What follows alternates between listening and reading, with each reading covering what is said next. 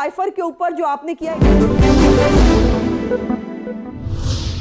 अहम खबर है, साइफर केस में बानी पीटीआई शाह महमूद की जमानत मंजूर कर ली गई है। इस हवाले से आपको आगाह कर रहे हैं, साइफर केस में बानी पीटीआई और शाह महमूद की जमानत मंजूर कर ली गई है। इस हवाले से फौरी समाअत जिसका फैसला सामने आया था सुप्रीम कोर्ट में, साइफर केस में साबिक चेयरमैन पीटीआई शाह महमूद कुरैशी की दरख्वास्त से जमानत पर अहम समाअत हुई थी और बड़ी खबर सामने आ रही है कि जमानत मंजूर कर ली गई है। साइफर का ये केस है, इस हवाले से जो दरख्वास्त से जमानत पर अहम समाअत हुई थी, फौरी समाअत का फैसला सामने आया था और ये एक बहुत बड़ी खबर सामने आ रही है कि बानी पीटीआई और शाह महमूद कुरैशी की जमानत मंजूर कर ली गई है। अहम केस है, अहम समाअत तलब की गई थी और बानी पीटीआई और शाह महमूद की जमानत मंजूर कर ली गई है। सुप्रीम कोर्ट में साइफर केस में साबिक चेयरमैन पीटीआई और शाह महमूद कुरैशी की दरख्वास्त से जमानत पर समाअत हुई और बड़ी खबर ये सामने आ रही है कि जमानत मंजूर कर ली गई है। सुहेल रशीद, क्या डिटेल्स है मजीद?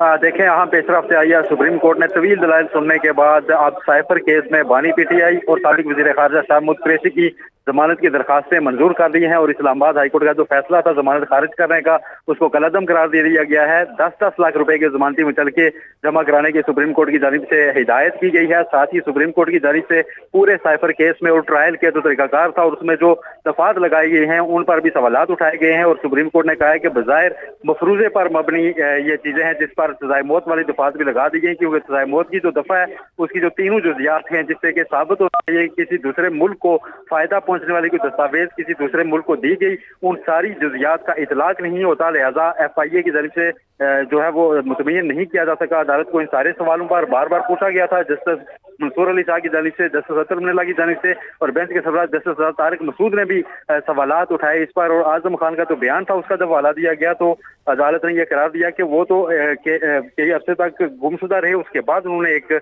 आकर बयान दिया था। हमें कानून में से बताएं कि कैसे उन दोनों के ऊपर इस सारे मामले का इतलाक। सतर मिल्ला ने यह रिमार्क्स दिए कि इस वक्त सिर्फ मामला बानी पीटीआई का नहीं है, ये अवामी मफाद का मामला है, क्योंकि इलेक्शन सर पर हैं और एक सियासी लीडर है जो कि जेल में बैठा हुआ है, उनके बाहर रहने से सोसाइटी को क्या नुकसान होगा ये बताएं।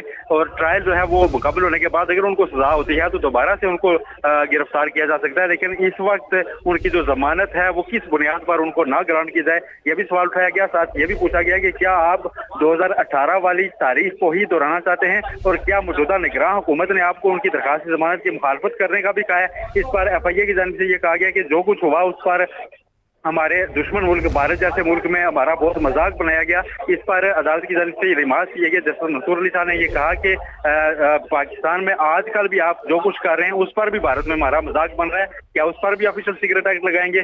जस्टिस अतर मिनल्ला ने यह सवाल किया कि बताएं आप तक कितने वज़राए आज़म हैं जिन्होंने अपनी मुद्दत पूरी की, कभी किसी को फांसी पर लगा दिया जाता है, कभी किसी को निकाल दिया जाता है, क्या उस पर भी हमारा जो मजाक बनता है उस पर भी आप ऑफिशियल सीक्रेट एक्ट का इतलाक करेंगे। मुख्तलिफ सवाल थे जो आज सारा दिन तवील समाज के दौरान उठाए गए। FIA से पूछा गया कि आप कानून में से बताएं कि इसका कैसे इतलाक हुआ। साथ ही तो इस्लाम